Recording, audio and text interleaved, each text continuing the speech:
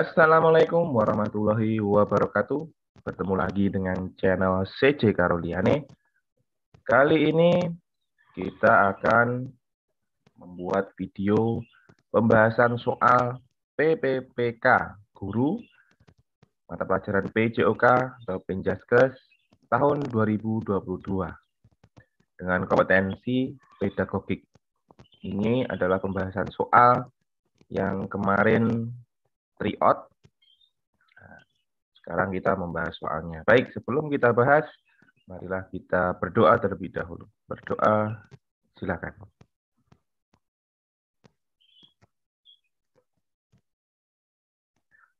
Berdoa selesai, kita langsung menuju nomor 1. Semua anak harus memiliki kesempatan untuk berpartisipasi dalam berbagai permainan. Permainan memiliki nilai rekreatif yang baik, memberi kesempatan jasmani, dan memberikan jalan keluar yang diperlukan untuk kegembiraan yang alami.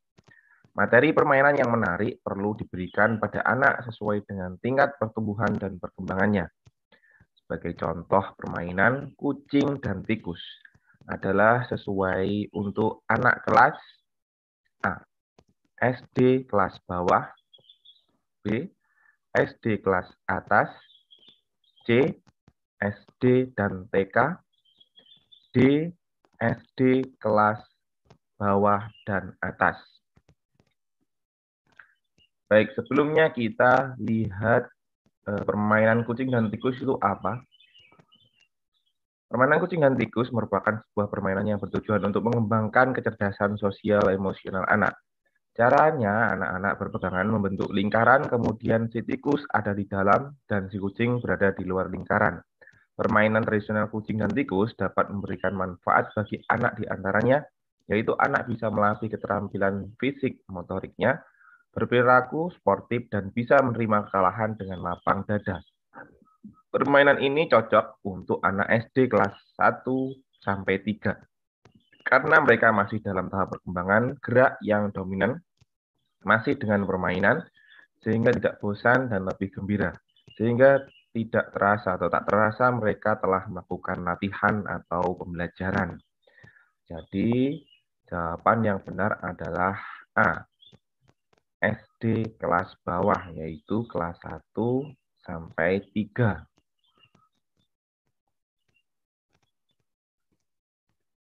Nomor 2, guru Penjaskes Orkes harus berusaha mengembangkan filsafat pendidikan secara nalar, logis, dan sistematis dengan mempertimbangkan kepentingan semua orang.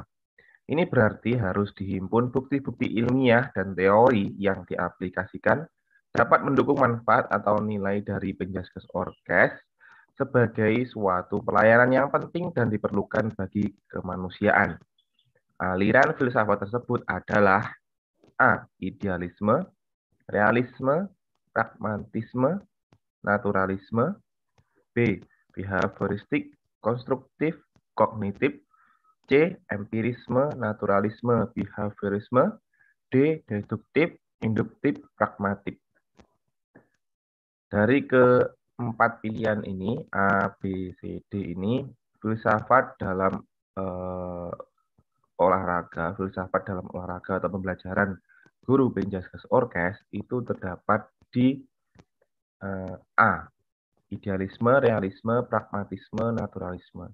Kalau B ini pengertian dari apa namanya itu? Pembelajaran itu sendiri. Jadi pembelajaran yang bersifat atau ciri pembelajaran macam-macam konsep pembelajaran. Ya, behavioristik itu berkonsep pada kemampuan manusia, konstruktif itu membangun, kognitif itu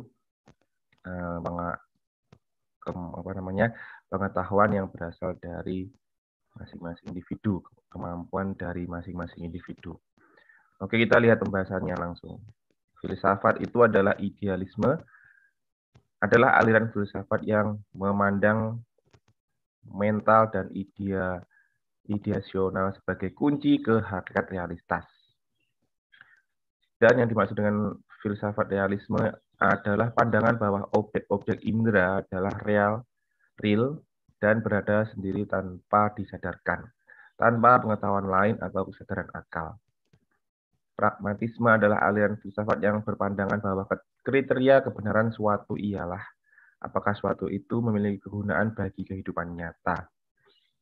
Adapun filsafat naturalisme adalah filsafat pendidikan yang mengajarkan bahwa guru paling alamiah dari seseorang anak adalah orang tua.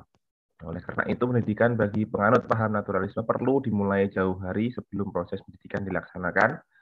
Sekolah merupakan dasar utama dalam keberadaan aliran filsafat naturalisme karena belajar merupakan sesuatu yang natural. Paham naturalisme memandang guru tidak mengajar subjek, melainkan mengajar murid. Jadi jawabannya adalah A. Idealisme, realisme, pragmatisme, naturalisme. Naturalisme itu secara kepentingan orang, secara anak, itu pembelajaran mulai dari mereka lahir. Ya. Jadi naturalisme mereka lahir sampai tua nanti mereka tetap belajar. Nah, naturalisme itu juga disebut dengan manusia pembelajar. Baik, nomor 2 jawabannya A. Lanjut kita ke nomor 3. Seorang guru PJOK ingin menilai kemampuan siswa dalam merangkai gerak senam ritmik yang terpadu. Guru menyiapkan kriteria pemberian skor dan melakukan penilaian berdasarkan kriteria tertentu. Hal ini bahwa guru telah melakukan bentuk penilaian A. Proyek, B. Unjuk kerja, C. Produk, D. Langsung. Kuncinya adalah ini. Guru menyiapkan kriteria pemberian skor dan melakukan penilaian berdasarkan kriteria. Jadi ada kolom-kolom kriteria yang dimana kolom itu di samping kolom itu ada skornya. Setiap murid yang lulus kriteria atau sesuai dengan kriteria mendapatkan skor baik. Nah, biasanya di sini guru PJOK itu menggunakan tipe penilaian ini dengan penilaian praktek. Ya. Jadi penilaian unjuk kerja. Oke, sebelum kita lanjut, kita lihat dulu pembahasannya satu persatu. Penilaian proyek adalah penilaian yang dilakukan terhadap suatu tugas yang harus diselesaikan dalam periode atau jangka waktu tertentu. Tugas tersebut berupa suatu bentuk investigasi atau penyelidikan. Misalnya ini proyek tentang suatu laporan pertandingan. Nah, penilaian unjuk kerja adalah penilaian berdasarkan hasil pengamatan terhadap aktivitas siswa, seperti membaca puisi, diskusi, pemecahan masalah, partisipasi siswa, menari, memainkan alat musik, dan sebagainya. Aktivitas fisik, nah ini dalam PJOK aktivitas fisik, praktek, misalnya praktek menendang bola, praktek melakukan guling depan, dan lain sebagainya. Penilaian produk merupakan penilaian kepada siswa dalam mengontrol proses dan memanfaatkan atau menggunakan bahan untuk menghasilkan sesuatu. Kerja praktek atau kualitas estetik dari suatu yang mereka produksi. Penilaian produk, kalau produk itu kalau dalam PJOK itu biasanya membuat modifikasi alat olahraga ya misalnya. Misalnya tolak peluru ya, pelurunya biasanya menggunakan besi. Kalau siswa biasanya menggunakan bola plastik itu diisi gabus atau diisi kain perca agar mudah dimanfaatkan anak-anak dan tidak berbahaya. Penilaian langsung dan spesifik, yaitu penilaian secara langsung pada saat atau setelah selesai melakukan tugas untuk menilai aspek-aspek kompetensi tertentu. Nah, biasanya ini langsung dalam pembelajarannya kita dapat menilai langsung. Langsung itu nilai afektif.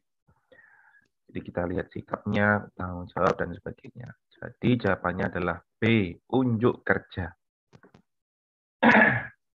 Lanjut kita ke nomor 4. Dalam pendidikan jasmani, seluruh anak memiliki tingkat kecepatan yang bervariasi dalam pembelajaran. Anak dengan kecepatan kurang baik, lamban, harus diperhatikan secara lebih khusus sehingga mampu beradaptasi dengan lingkungan. Dan pada akhirnya dapat mencapai tujuan pembelajaran yang diinginkan.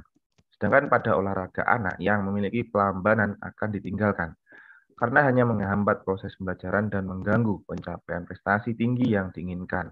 Perbedaan ini ditinjau dari, di sini kita lihat dulu pendidikan jasmani itu pendidikan di dalam sekolah, jadi materi yang kita sampaikan di dalam sekolah maupun praktek. yang bersifat pendidikan dalam siswa. Jika ada anak yang lamban menyerap ilmu, maka kita harus samakan dengan apa? Dengan remedi. Nah, namun pada ini dikatakan sedangkan pada olahraga maksudnya olahraga prestasi ya. Sedangkan pada olahraga prestasi, anak yang memiliki kelambanan akan ditinggalkan. Benar sekali. Kalau dalam olahraga prestasi itu anak dituntut untuk berprestasi. Jadi harus sama kemampuannya. Nah, jika anak lamban dalam menyerap kemampuan atau menyerap ilmu, maka mereka akan tertinggal. Nah, ketertinggalan itulah yang membuat pelatih akan mencoret, akan menggantikan dengan orang yang lebih daripada dia. Nah, di sini ditinjau dari mananya. A. Pemanduan bakat. B. Pusat orientasi. C. Perlakuan. D. Jenis aktivitas. Nah, kita lihat dulu pembahasannya.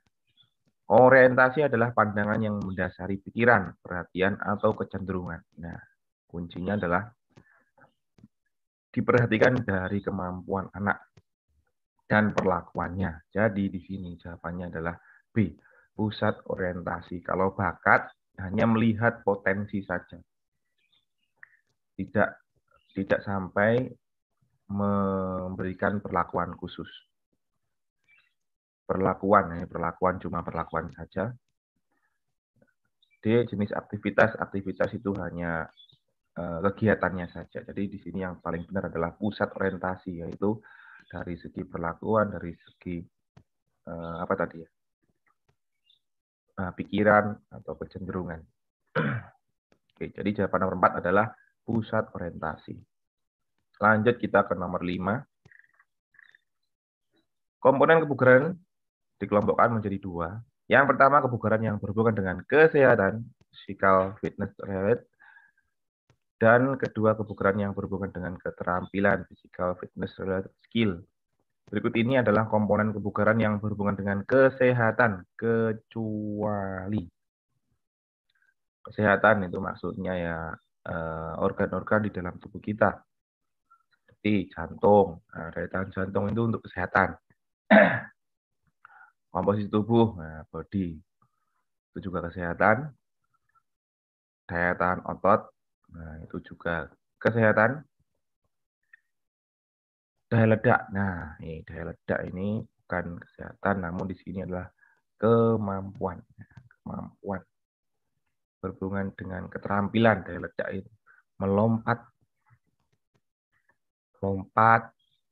berlari, kecepatan. Nah, itu kecepatan itu bukan kesehatan. Kecepatan itu adalah skill atau keterampilan. Jadi jawaban di sini adalah D, daya ledak explosive power. Lanjut kita ke nomor 6. Berdiri dengan kedua kaki agak ditekuk, kaki kanan di depan, sedangkan kaki kiri di belakang. Lengan kanan berada di depan atas kepala. Sikut menghadap ke bawah, tangan kiri menjaga bola. Sikap ini merupakan posisi menembak. Ini sepertinya di dalam bola basket ya. Teknik ini atau ciri-ciri teknik ini berada di dalam permainan bola basket. A. Satu tangan dari atas kepala, ya menembak satu tangan dari atas kepala. B. Menembak dua tangan dari atas kepala. C. Dua tangan dari kepala dari depan dada, mohon maaf. D. Sambil meloncat. Katakan di sini tangan kiri, mana tangan kiri? Nah, tangan kiri menjaga bola, tangan kiri tidak memegang, tapi cuma menjaga agar bola tidak jatuh. Sikap ini apa? Jawaban yang benar adalah satu tangan dari atas kepala. One hand shoot dalam permainan basketball. Jadi jawabannya nomor 6 adalah A. Nomor 7, narkotika secara ilegal dimanfaatkan dalam bidang medis, misalnya untuk menyelamatkan jiwa manusia dan membantu pengobatan. Dalam bidang medis, opium dimanfaatkan untuk A. Mengurangi rasa lelah, B. Meningkatkan kepercayaan diri, C. Meningkatkan daya tahan dan stamina, D. Penghilang rasa sakit dan mencegah diare. Dalam bidang kesehatan, narkoba itu legal karena dimanfaatkan untuk kepentingan medis ya, dan dengan dosis yang telah ditentukan. Nah, di sini jawabannya apa? Kita lihat dulu. Opium itu apa? Opium, ini bukan pium ya. Opium diolah menjadi morfin dan kodein yang diperlukan dalam bidang kedokteran. Sebagai obat analgesik penghilang rasa sakit, selain dapat menghilangkan rasa sakit, nyeri, jenis opium tertentu juga dapat membuat orang tidur nyenyak dan membuat orang gembira, merasakan euforia tanpa sebab. Jadi jawabannya adalah D yang paling benar. Penghilang rasa sakit dan mencegah diare. Mencegah diarenya ini dari mana kita coba nanti kita cari tahu. Jadi dari 4 pilihan ini yang paling benar adalah penghilang rasa sakit. Lanjut kita ke nomor 8. Ruang lingkup materi pembelajaran PJOK di sekolah dasar terdiri dari beberapa ruang lingkup.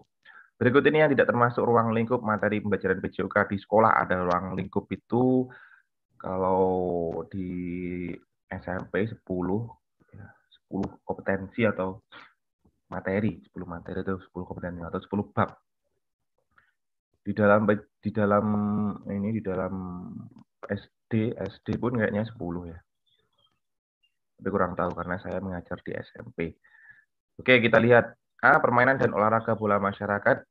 B. Pola gerak dasar lokomotor dan non-lokomotor. C. Aktivitas kebugaran jasmani. D. Budaya hidup sehat. Nah, kita lihat pembahasannya.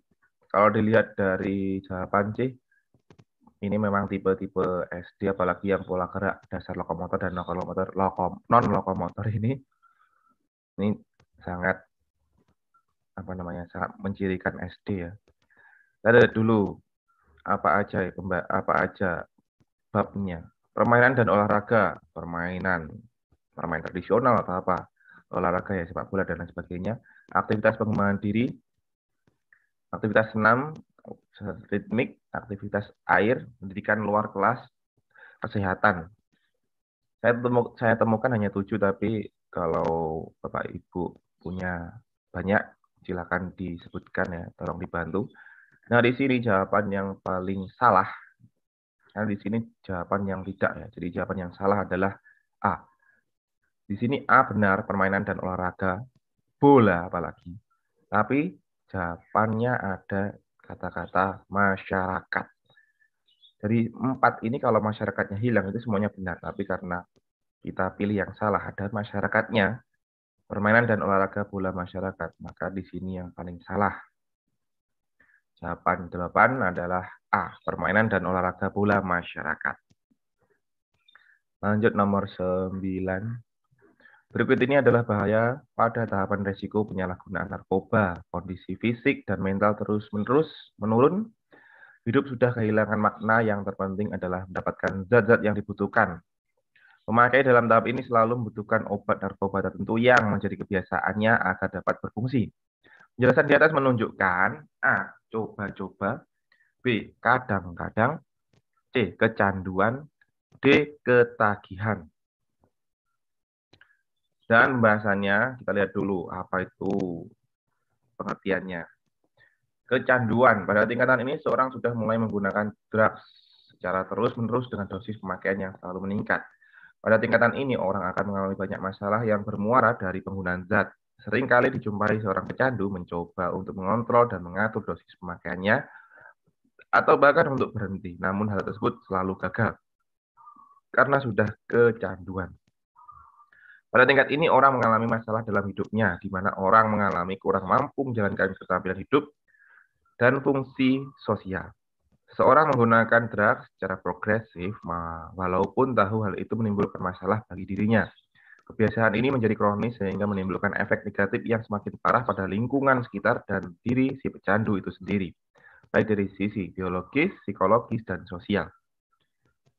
Nah, makanya tadi juga seperti itu, narkotika tadi. Kenapa banyak kalangan-kalangan kelas atas memakai narkoba, yaitu karena mentalnya down, mentalnya keserang, stres, akhirnya memakai narkoba agar apa?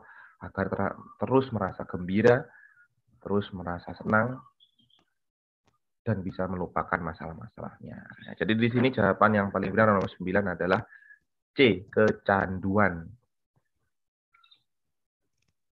Lanjut nomor 10. Dalam pembelajaran pendidikan jasmani, guru membawa miniatur lapangan sepak bola. Hal ini sebagai upaya guru untuk memberi pengalaman yang lebih konkret kepada siswa-siswa yang tidak pernah mengalami secara langsung seperti apa lapangan. Bukan mengalami, tapi tidak hanya mengalami, tapi melihat. Lapangan tersebut sesungguhnya, miniatur lapangan sepak bola adalah media dalam bentuk A, objek nyata, B, model, C, kunjungan ke lapangan, D, audiovisual. Oke, di sini akan kita lihat pengertiannya dari media, objek itu apa. Media merupakan alat yang dapat membantu dalam keperluan dan aktivitas, yang dimana sifatnya dalam mempermudah bagi siapa saja yang memanfaatkannya.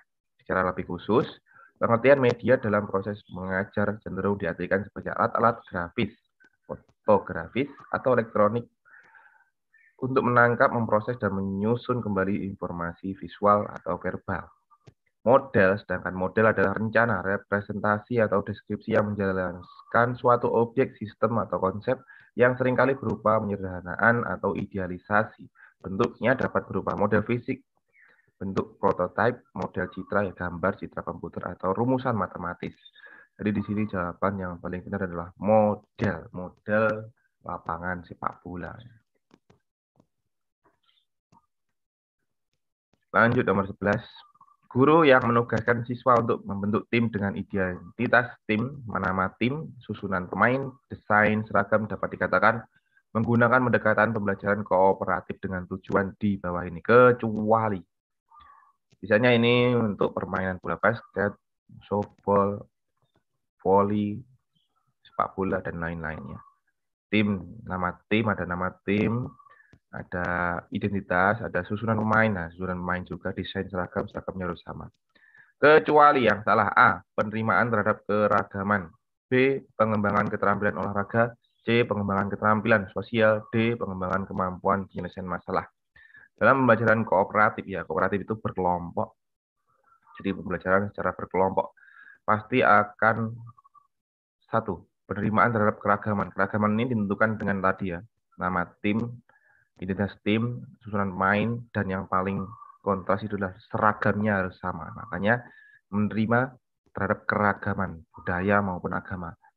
B, pengembangan keterampilan olahraga. Keterampilan olahraga itu khusus skill.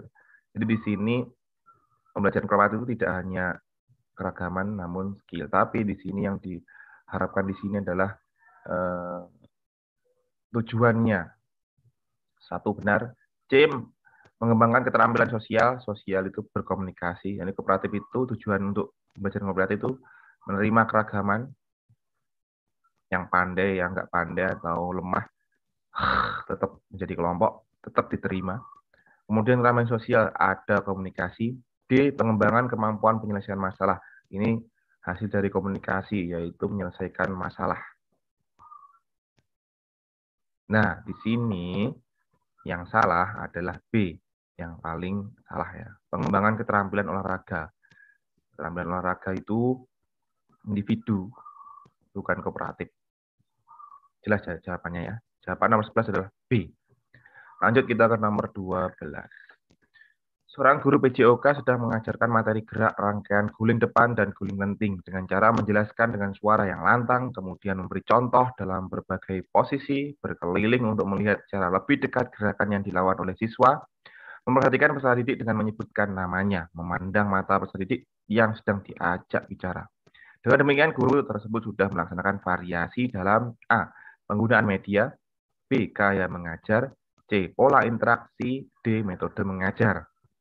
Oke, kita lihat dulu apa-apa yang disebut dengan gaya mengajar. Gaya mengajar adalah pengubahan tingkah laku, sikap, dan perbuatan guru dalam konteks belajar.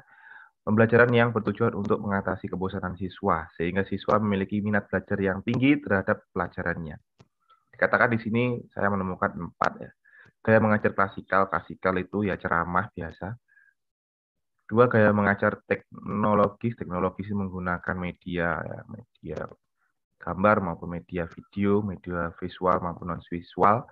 Nomor 3, gaya mengajar personalisasi, ini individu. 4, gaya mengajar interaksional. Interaksional ya berinteraksi, ada tanya jawab. Nah, di sini jawabannya adalah gaya mengajar. Di sini adalah gaya mengajar interaksional ya, interaksional. Jadi interaksional itu setelah memberikan contoh, kemudian anak-anak disuruh menirukan, kemudian kita melihat satu persatu anak itu, yang mana memiliki kesulitan, maka kita coba beri masukan, ajak komunikasi. Jadi di sini nomor 12 jawabannya adalah gaya mengajar. Lanjut kita ke nomor 13. Pembahasan terkait dengan tentang kedudukan olahraga dalam kehidupan sehari-hari, masalah olahraga, rekreasi, ataupun prestasi, hubungan antara olahraga dengan kebudayaan, kehidupan dalam industri olahraga, serta kelompok olahraga merupakan salah satu bidang kajian dari A. Sport pedagogik, B. Sport industri, C. Sport psikologi, D. Sport psikologi, filosofi. Nah, oke, kita lihat pembahasannya ya. Menarik ini. Filsafat olahraga berkaitan dengan analisis konseptual dan interogasi ide-ide kunci dan isu-isu olahraga dan praktik terkait. Pada tingkat yang paling umum, ini berkaitan dengan mengartikulasikan sifat dan tujuan olahraga. Filsafat olahraga ini merupakan suatu konsep yang berkaitan dengan olahraga untuk manusia. Ya. Jadi jawabannya adalah filsafat yang mana olahraga dibutuhkan atau tadi jawabannya apa ya? Isu-isu atau ide-ide yang terkait dengan olahraga. Makanya di sini pembahasan olahraga kedudukannya terkait dengan kehidupan sehari-hari, terkait dengan masalah olahraga rekreasi maupun prestasi, hubungannya dengan kebudayaan, kehidupan, industri, dan sebagainya. Itu termasuk filosofi olahraga. Jadi jawabannya adalah D. Oke, lanjut nomor 14. Pendidikan sebagai suatu proses pembinaan manusia yang berlangsung seumur hidup. Pendidikan jasmani, olahraga, dan kesehatan yang diajarkan di sekolah memiliki peran sangat penting, yaitu memberikan kesempatan kepada peserta didik untuk terlibat langsung dalam berbagai pengalaman belajar melalui aktivitas jasmani, olahraga, dan kesehatan yang terpilih yang dilakukan secara A. berkelanjutan, B. berkesinambungan, C. terus-menerus, D. sistematis. Perbedaan dari A, B, C, D itu di sini. Sistematis adalah proses yang berkaitan dengan atau terdiri dari suatu sistem. Biasanya sistem adalah langkah yang disajikan atau dirumuskan sebagai kumpulan ide atau prinsip yang koheren. Sistematis dilakukan menurut rencana atau sistem yang tepat. Nah, rencana. Tadi mana rencana? Ide, prinsip, dan rencana. Nah, sedangkan dalam pendidikan olahraga di sekolah itu perlu rencana dengan RPP. Dengan silabus. Nah, makanya di sini nomor 14 itu jawabannya adalah sistematis. Dalam sistematis itu ada terus-menerus, berkelanjutan, berkesinambungan. Nah, ini. Di jawaban yang paling benar adalah sistematis. Nomor 15. Pembelajaran PJOK merupakan salah satu proses sosialisasi bagi peserta didik di mana anak belajar berperilaku melalui social learning. Peran guru sangat penting tentang bagaimana proses memperlakukan peserta didik pria dan wanita. Peran guru PJOK tersebut sebagai A. pendidik, B. agen sosial, C. personal agen, D. fasilitator. Fasilitator, guru sebagai fasilitas anak. Biarkan bermain, kita yang memberikan fasilitas bermain, memberikan pengarahan, memberikan motivasi. Personal agen itu ya agen individu. Enggak cocok. Pendidik mengajar, mendidik, memberikan contoh yang benar, memberikan pengetahuan yang benar, dan menata tingkah laku mereka. B. Agen sosial. Sosial itu antara komunikasi atau hubungan antara satu dengan yang lainnya. Jadi di sini jawaban yang paling benar adalah B. Agen sosial. Tapi kita lihat dulu pengertiannya. Agen sosial adalah pihak-pihak yang melaksanakan atau melakukan sosialisasi. Ada 4 agen sosial yang utama, yaitu keluarga, kelompok bermain, media massa, dan lembaga di sekolah. Nah, jadi mensosialisasikan, apalagi di sini sudah ada. Di mana anak belajar berperilaku melalui social learning. Social learning itu pembelajaran sosial. Komunikasi, berhubungan satu sama lain. Peran guru sangat penting. Jadi di sini nomor 15 jawabannya adalah agen sosial. Oke, 15 soal sudah kita bahas. Semoga bermanfaat dan semoga jawaban yang Bapak Ibu jawab benar semuanya. Walaupun sudah ada kuncinya, nama kuncinya itu tersembunyi. Yaitu jawaban yang di belakangnya ada titiknya. Itu jawaban yang benar. Ya, oke. Baik, semoga bermanfaat.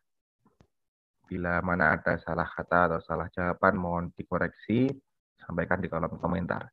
Terima kasih, sampai jumpa di video selanjutnya. Saya akhiri, wassalamualaikum warahmatullahi wabarakatuh.